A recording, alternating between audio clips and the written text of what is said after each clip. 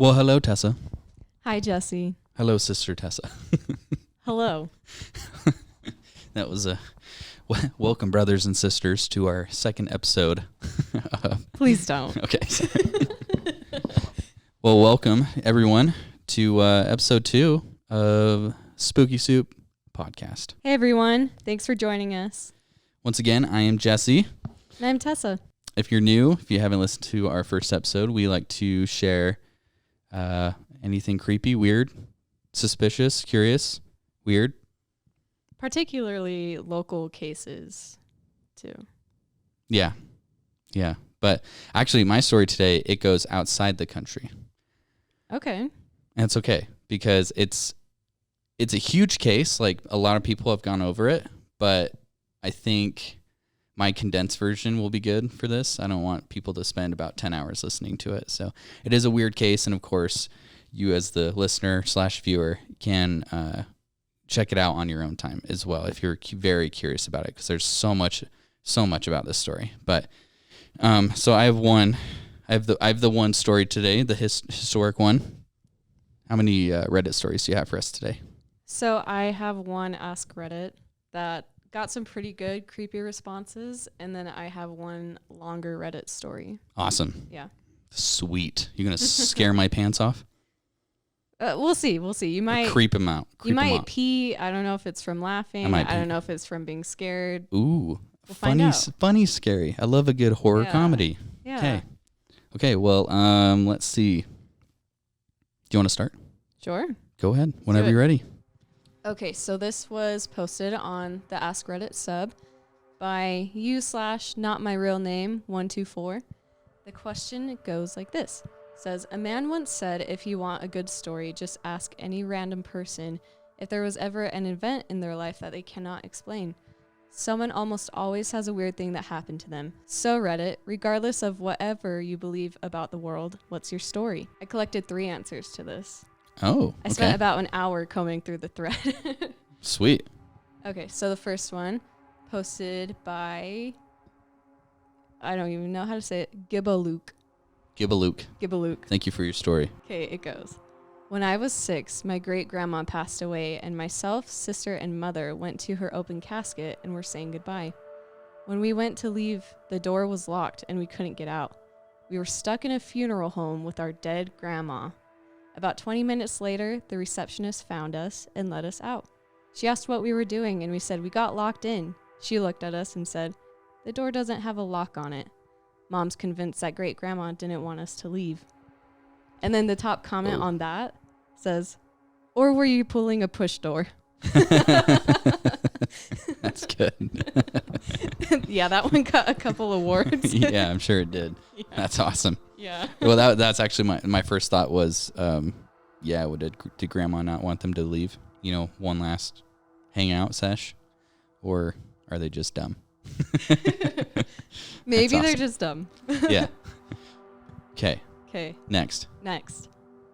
Okay, this says, posted this a few times and it remains with me to this day.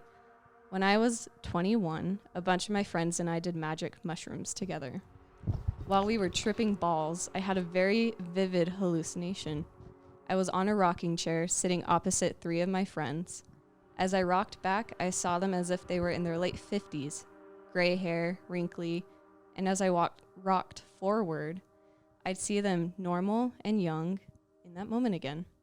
I realized after a few times back and forth that I wasn't seeing the third guy when I rocked back, meaning to say I didn't see the old version of him.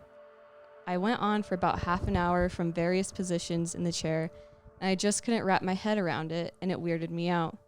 Being weirded out on a mushroom trip isn't exactly a great feeling, so I obviously got a bit hysterical and passed out. I vaguely told the guys about it the next day, and quite obviously, we all laughed it off. 8 months later, the friend I didn't see in the back and forth vision died in a motorcycle accident. Whoa. Yeah. Still makes me super uncomfortable 8 years later.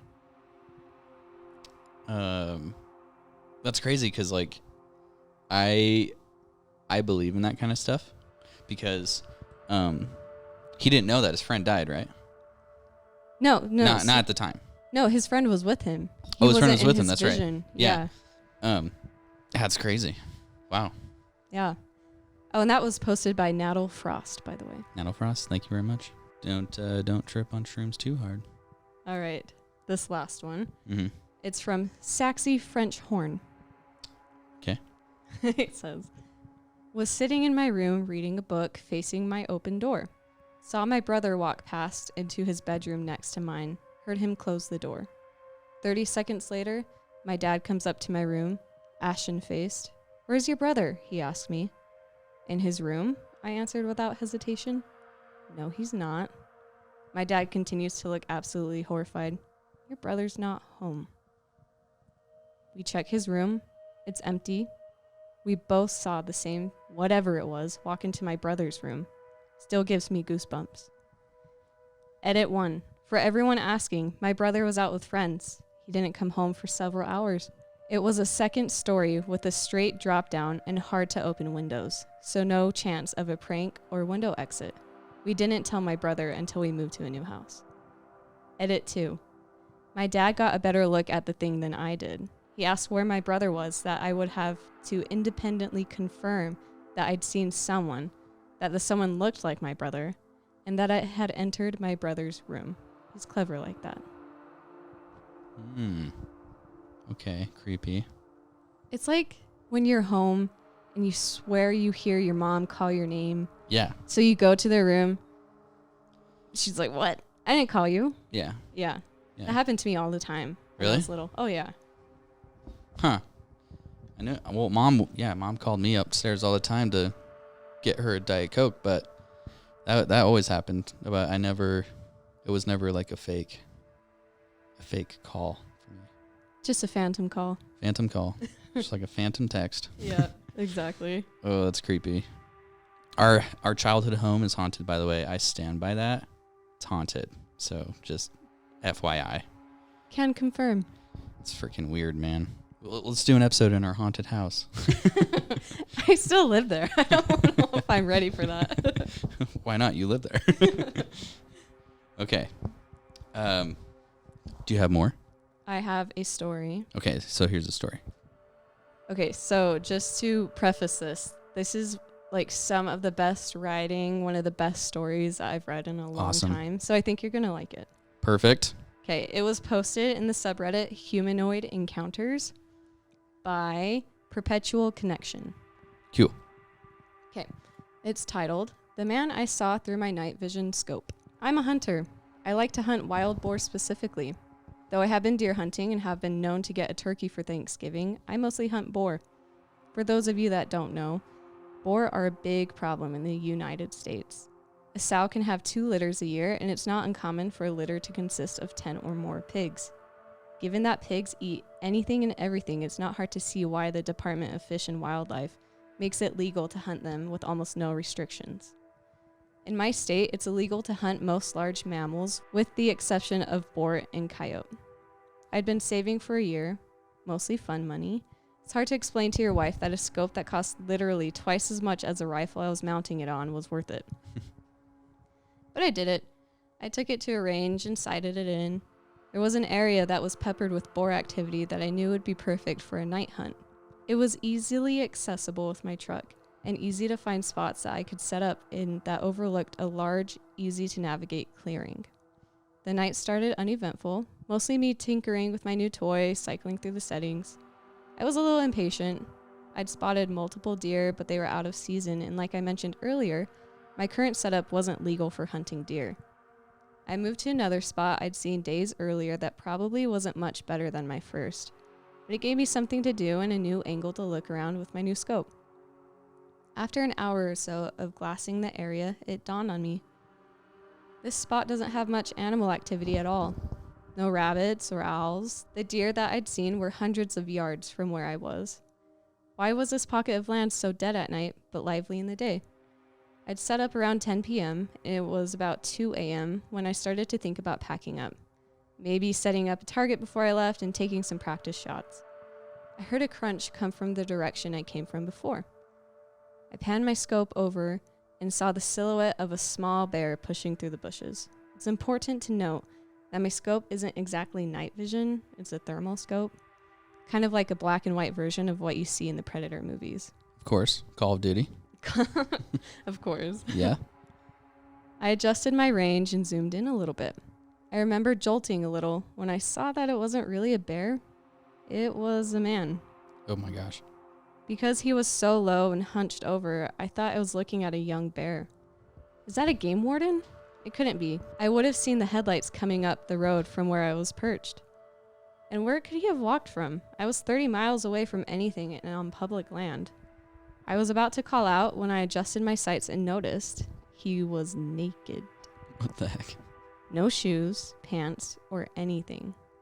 I remember being disturbed by his movements, like a squirrel or something. Twitchy, grabbing at the foliage, sniffing around and palming the tree. Was that my tree? The one I'd just been leaning against earlier? The thought terrified me.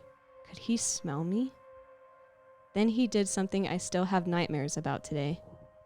He squatted and placed his hands in the dirt between his feet and stared straight up like a dog mid-howl. And then I heard it. A voice coming from the direction, a very compelling female voice. Help! I'm lost! There was a long pause, but neither of us moved a muscle. The center of my sights was trained at the dirt in front of his feet. I couldn't bring myself to aim directly at another person. It went against everything I'd been taught about firearms. Were they lost? Was this some guy that had gone crazy out here? Why was his voice so feminine? Help! Please! I can't walk! The voice called out. That's when I called bullshit. Not only could he walk, when I first saw him, he was traversing the land with ease for a naked person, so good I mistook him for a bear. That's a trap. This guy is trying to lure me to him with a damsel in distress routine. Oh, yeah. Luckily, the lack of activity before had caused me to pack up most of my gear. I think I may have left behind a hat and a sitting pad, but I didn't care in that moment. Took my eyes off him for a moment to get my pack on. I buckled my chest strap, scrambled for my rifle. To my horror, he was in the same position, but his face was staring in my direction, and I swear I saw him smile. The thermoscope has an effect that makes animals' eyes appear white. How the hell had he heard me get up and put my gear on? He must have been 100 yards away. I screamed in his direction. He stood upright, and it hit me how tall and skinny he was. Easily 6 feet, super lean. He took a couple of long strides in my direction, and I instinctively sent a round sailing above his head into the tree line. He was freaky as hell, but he hadn't really threatened me, so what would I tell the cops? I was unwilling and unready to shoot someone. He stood dead in his tracks and hunched down on all fours. The next one will mess you up. Go away. He stayed on all fours, and this time I had my sights trained on the center of him. His eyes were just above the grass, like a large cat or something. I was trying to stop my trembling, and he knew that my voice had cracked on that little last warning. I was terrified. The standoff probably only lasted a minute or two, maybe less, but it felt like forever. In an instant, he bolted left towards the tree line opposite the road. So much for not being able to walk. I could barely keep him in my scope, he was moving so fast. He disappeared into the brush, and I sent another bullet sailing high in his direction. I racked another round and tried to pocket that mag and swap for a fresh one, but I dropped it and didn't bother looking for it. I wasn't far from my truck, and I wanted to get out of there. I could hear him yell in the distance, just making this weird sound that was like a laugh or a cry. I stumbled up the trail and arrived at my truck breathless. I tossed my gear into my cab, but kept the rifle in the passenger seat and sped off. For the longest time, I told that story from the perspective of having spotted some deranged crackhead living off the land like some kind of caveman. I reported it to Fish and Game, but all they did was scold me for hunting at night. Never received an update. It wasn't until I told this story at a camping trip that my nephew told me about wendigos, rakes, and skinwalkers. My story scared the... Sorry, skinwalker was like my first thought. Yeah. Yeah, sorry, continue. Oh, absolutely. My story scared the piss out of him because the spot we were camping was technically the same forest I'd just seen the guy, just 50 miles east of it. Uh-oh. He was so spooked his mom had to take him home. She was really mad. I've gone down the rabbit hole.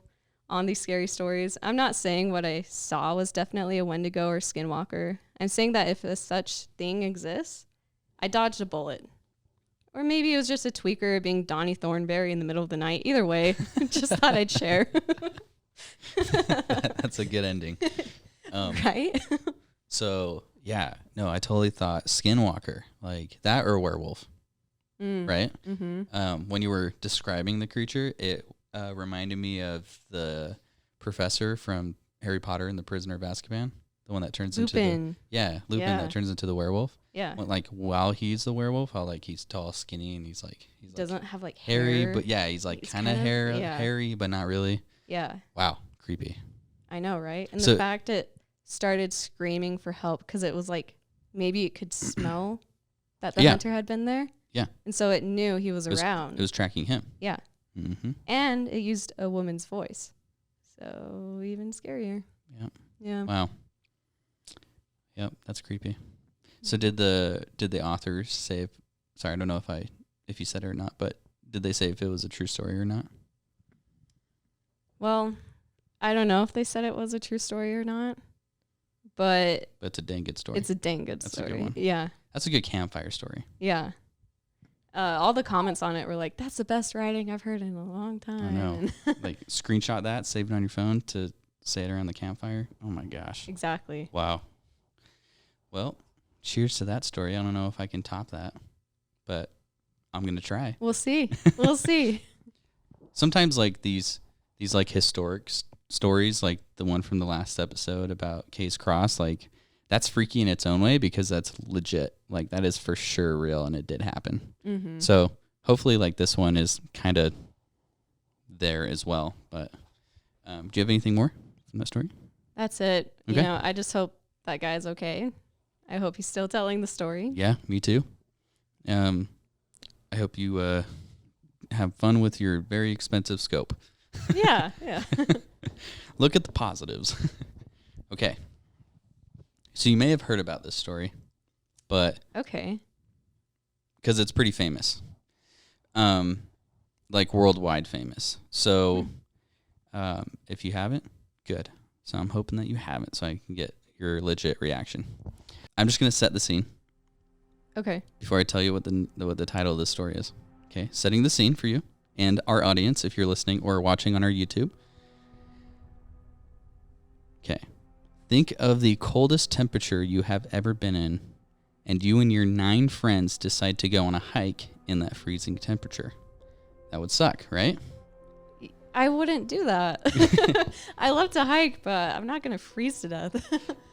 Exactly. Like who, I don't know. Yeah. Okay. Well, this story takes place in -13 to -22 degree Fahrenheit temperature in the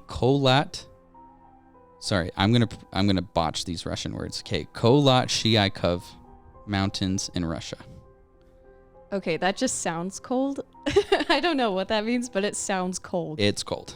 So not only are you guys all pretty much freezing to death, but you all die, and no one to this day for sure knows why. Would this be considered a cold case? But Sorry, I had to. You had to. That was good. Okay. This is the mystery of Dyatlov Pass. Ooh, okay. So, on January 27th, 1959, Igor Dyatlov, that's the name, led 9 hikers into the Kolat-Shiakov Mountains. The hikers were looking to graduate from grade 2 hiker experience to grade 3. So these guys were like super experienced. Like they, not only are they hikers, but they're like ski hikers too. So these guys are like super, I guess, experienced in hiking and like cross country skiing and stuff like that. So, and this isn't that long ago. This is only 1959. Okay. So, I guess that was 60 years ago, but still, I mean, there's pictures of them like before, there's pictures of the hikers like taking group pictures and stuff, like them getting prepped for this adventure. Okay. And so it's creepy that you can actually go see these photos. They're all smiling, super excited, tragedy happens. Oh right? no. You gotta go like. There's pictures if you guys are, for those listening on Spotify or any other listening platform, please check out our YouTube channel where you can see actual pictures from this story, and also check out our Instagram if you guys are curious. I will post pictures for each episode on there as well. So, anyways, back to the story. So, like I said, they were graduating from grade 2 hiker experience to grade 3. The objective was to hike to O'Torton, a mountain 6.2 miles from where the mysterious incident occurred. Spoiler, the 10 hikers never made it home. Dun, dun, dun. Dun, dun, dun. Actually, that's not true. At the beginning of the trek, one hiker opted to go back due to illness, and I'm guessing it was like the flu or like a cold or something. I don't know. They survived. This one hiker, Okay. And I'm sure they're glad that they turned back. Oh, yeah. So that left 9 hikers to a very baffling demise. Igor was supposed to notify his sports clubs, like the hiker group, back home of their trek, but there was a lack of communication, and they never received the telegram informing them of Igor's successful endeavor. So pretty much like they were waiting for the telegraph, they never got it. Okay. So they know something's like happening. Or something went happened. wrong. Something's wrong. And of course, like I'm going to guess Igor's the whole 9 hikers knew to do that, right? So It's not like they just forgot. Right. Like no one hikes Everest and doesn't tell anybody. Right. Well, yeah, I mean, the objective was to let them know that they made it. So on February 20th, Army and Soviet police sent out to find the missing crew. What they did find was not what they'd hoped to, and also left authorities scratching their heads. Upon arriving at a camp on the eastern slopes of Kholat-Shyakov, they didn't find the hiking crew. Instead, they found something much more confusing. There was a tent, but the tent was cut open, but from the inside. Huh. Okay. Like zipper jam or? Nope, straight up cut open. So like someone took a knife, slashed it open from the inside to get out. Okay. So not like there was a bear or something that slashed it from the outside to get in. So like something happened in the tent. Something and they were happened like, in the tent. I have to get out right now. Exactly. So what? Creepy thing number 1, right? Okay. Once again, there's no one there at the campsite. Shoes, diaries, and other necessary equipment, like a camera as well, were laid at the site. So all this very important stuff they had was still at the camp. So everyone's like, well, they couldn't have gotten far because all their stuff is here. A set of 8 to 9 footprints were found circling the camp, but they helped lead investigators to the deathbeds of the unfortunate hikers. So, I mean, it started to answer some stuff. They were able to find some of the bodies. 2 were found in their undergarments next to a burnt-out campfire. Wait. So it's negative, but they're just wearing their underwear? They're in their underwear, and for some reason, instead of going back to the camp, they just decided to plop down and build a campfire in their underwear in negative 20-degree weather. You don't do that? You don't do... No, I mean... No, Oh. not since last Friday. Oh. Yeah. Okay, so weird, right? Very. Gets even weirder. On the way back to the campsite, 3 more bodies were found, also with little to no articles of clothing on. These 5 were confirmed dead due to hypothermia. Why would they leave their tent and equipment without clothes and below freezing temperatures? It just doesn't make sense. Bizarre, right? Yeah, super. Well, hold on. It gets worse. Yes. So 2 months had gone by. The snow was beginning to melt, making it easier to find the other missing hikers. 4 more bodies of the missing hikers were found in a ravine. Here's the messed up part, though. 2 of them were missing both their eyeballs and had shattered ribs. Both their eyeballs. So 4 bodies. 2 were missing their eyeballs. And their ribs were shattered. Nothing else. Okay. 1 of the 2 had their tongue missing, while the other had multiple fractures to their skull. So one of those same 2, tongue is gone, and the other had their skull just bashed in. It's like a see no evil, hear no evil. Oh, I didn't even think of that. Say no evil. Yeah. Kind of killing. Yeah. Missing eyes, missing tongue, and Right. skull bashed in. Yeah. Ah, I see where you're going with that. So 2 of the same 4 had clothing on that tested positive for radioactivity. What? Exactly. Radioactivity. Yes. Okay. And keep in mind, these guys are in the middle of freaking nowhere. There is nothing around them. They're in the mountains, just surrounded by pretty much nothing.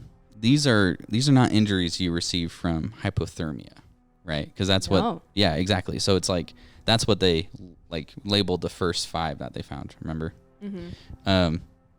But okay, so just to recap, eyeballs and one tongue are missing. Radioactivity on the clothes. 1 fractured skull. Clothesless body, so like little to no clothing on them pretty much. The tent was cut open from the inside. They fled their camp, and it just doesn't add up. So. Yeah, I can't even can't even think of an explanation. Yeah, exactly. Investigators relied on the diaries and undeveloped photographs to give them some clues as to the group's demise. However, they came up with nothing but empty images and diary entries saying that the weather was getting worse by the day. That's all they said. I said earlier that researchers didn't come to a for sure explanation of their deaths, but as of 2019, so just 3 years ago, that may not be true. Or is it? In 2019, Russian investigators reopened the case and concluded that they all perished due to an avalanche. I don't believe it. Wouldn't they have reported that there was an avalanche? Yes. Like, wouldn't the tent have been toppled over with snow? There's no way that the footprints would have still been visible unless they were like under the snow. That just doesn't make sense. So, exactly. So that brings a lot of people come to the theory that it's a cover up. Oh. See, they're trying to. Some people are saying like, oh, they were doing like the Soviets were doing some nuclear testing and they got caught up in it somehow, and so the Russians tried, kill them and then tried to cover it up.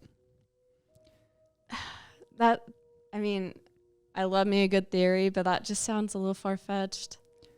Another theory suggests that they were ambushed by a group of indigenous Mansi people who lived in the area, and I'm pretty much I'm going to guess mad that they were on their land. Just killed them. They're radioactive people? Yes. Aliens. Here's one. Did hypothermia lead them to insanity and therefore cause a mass murder? That's kind of my theory, I guess. Because I think that like maybe 1 or 2 of them were going crazy and then all of a sudden just decided to flip out and then just kill everyone. And then on the way back, they started to make a campfire while still tripping out on whatever they were on and then died. Okay. That's kind of my theory. That makes more sense. Mm-hmm. Yeah. Yeah. Maybe they fell into some stream or something and got their clothes all wet, so that's why they took them off. Built the covered in fire. blood. Yeah. Tried to hide their evidence while they're like, oh, we got spare clothes back at the campsite. We can change back there. That actually makes a lot of sense to me. Some people think like, oh, it could have been something superstitious. And I would say no, because once again, there's like literally nothing out in these mountains. Yeah. So like, I don't know.